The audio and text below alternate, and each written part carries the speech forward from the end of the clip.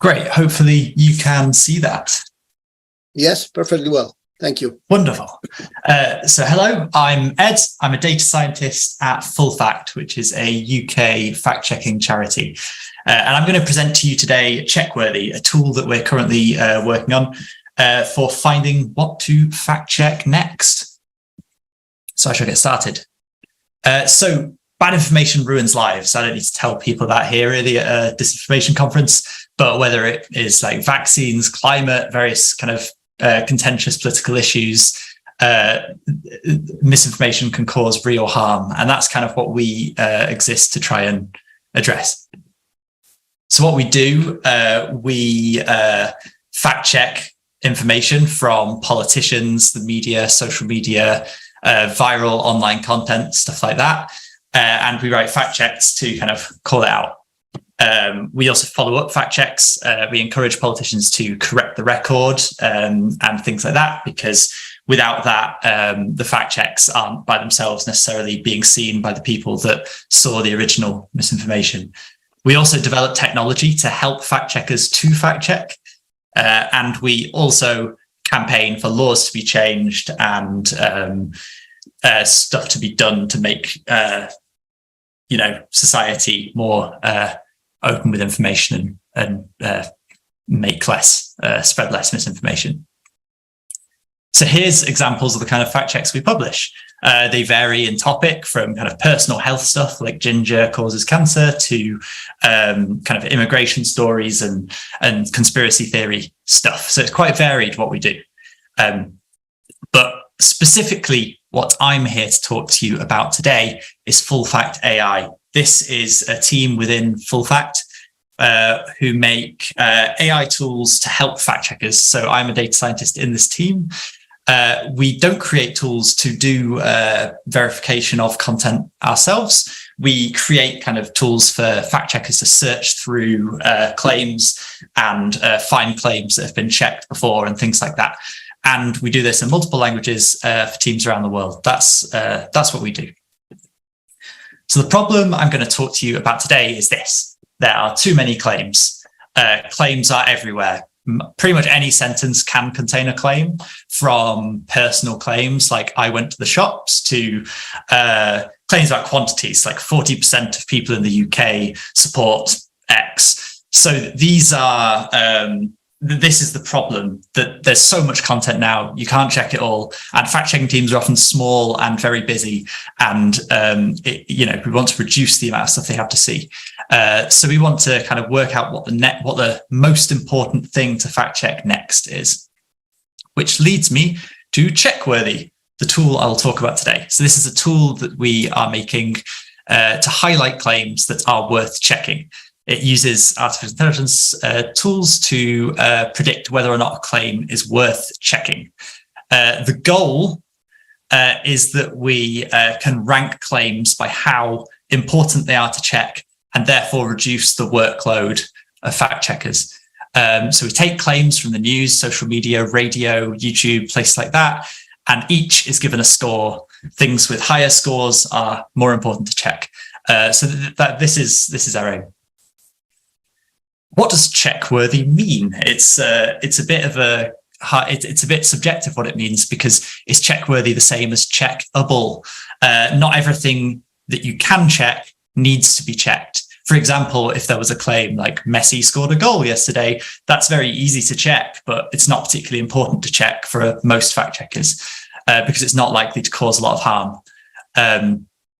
So for a lot of fact checkers, anything about, say, sports or entertainment would not be worth fact checking, but for others it might be. So part of the tool that was important was to vary it based on organization and topics. So different organizations get different things ranked as more checkworthy. Because for us, we work with fact checkers, like, for example, in South Africa, and the stuff in South Africa that's checkworthy is going to be different from the stuff that we're looking at in the UK.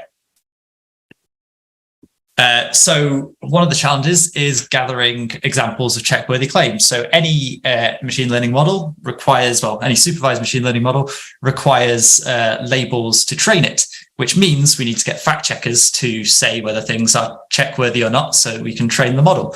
But this is very slow because fact checkers are very busy, and it's quite a slow process because most stuff is rubbish.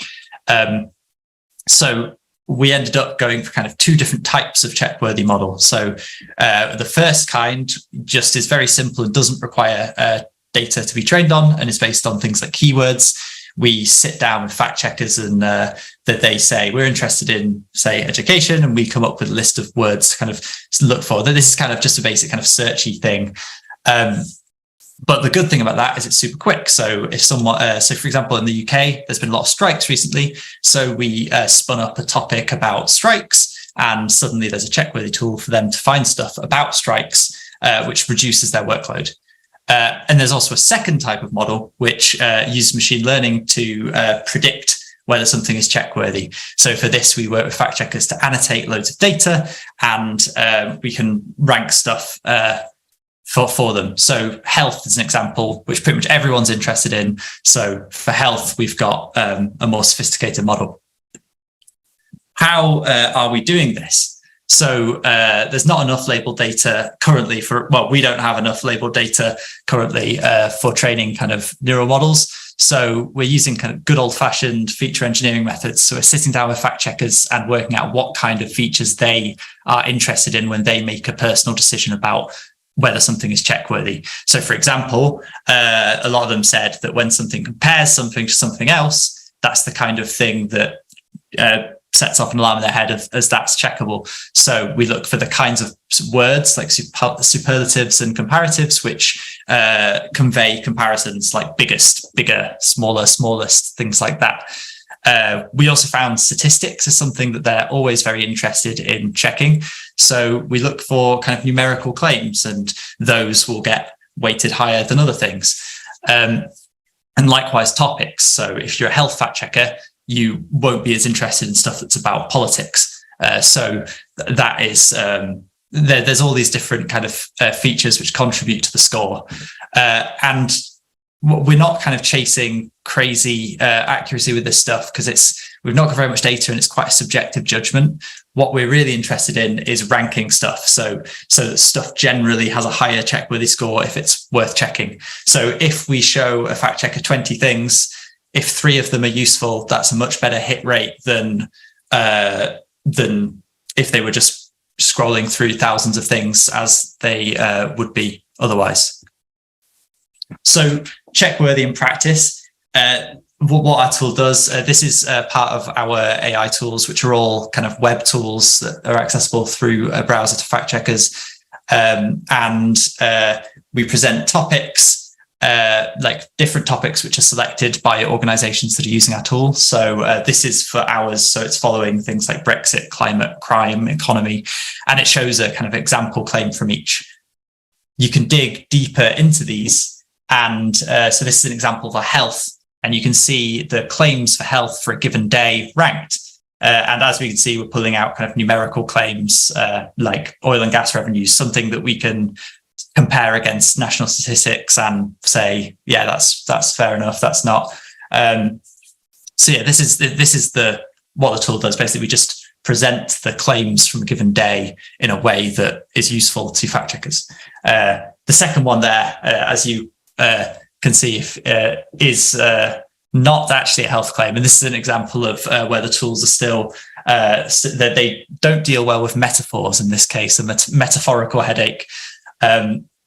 So yeah, the tools aren't 100%. But one thing that is interesting about that one is it was pulled out of a radio show. So we're not just monitoring the news and like social media, we're also listening to radio shows and things like that, which is really useful.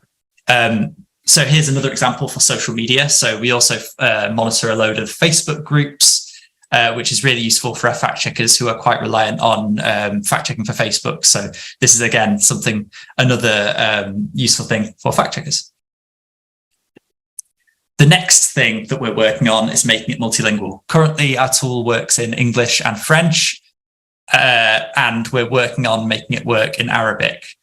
But we want to, over time, support more languages because we want to make tools that fact checkers all over the world can use. Checkworthy isn't the only product that we work on. It sits within kind of Full Effect AI as a whole, which has other models for predicting claim types. So earlier I mentioned there are things like personal claims and opinions, as well as numerical claims and claims about polling and stuff like that. So this detector basically splits those out, so you can filter out all the opinions and personal stuff and keep the good stuff you're interested in. There's also a claim matching model, which allows you to find things that have, if you've written a fact check before, if that claim gets made again, the idea is that we can highlight it, and that gives a view that fact checkers didn't really have before easily, because you can therefore monitor your impact and things and see, if the claim keeps getting repeated after an MP has corrected themselves or something. That is useful. And then check worthy at the end, which helps people choose what to fact check next. So how are our tools being used? So we within FullFact use them for checking yesterday's social media, for example, to see what claims were widely shared and contained checkable claims. It's also being used in Australia at the moment. Australian fact checkers are using it for monitoring misinformation in a referendum campaign, the Voice referendum that's going on currently. And there's also in Africa, in Nigeria specifically, I think it was being used in the elections earlier this year to monitor misinformation. And one cool thing was it was used in a live debate, which was cool, because we've got live transcription stuff going on. So there was a debate on YouTube, and we could there were people in the room with the claims coming through our system. So that's the kind of thing our tool can be used for. So if you are interested in anything you heard, visit that website there, fullfact.org/AI, and have a look. I am informed that licenses are now available, so if you're interested in that, feel free to get in touch. And thanks for listening.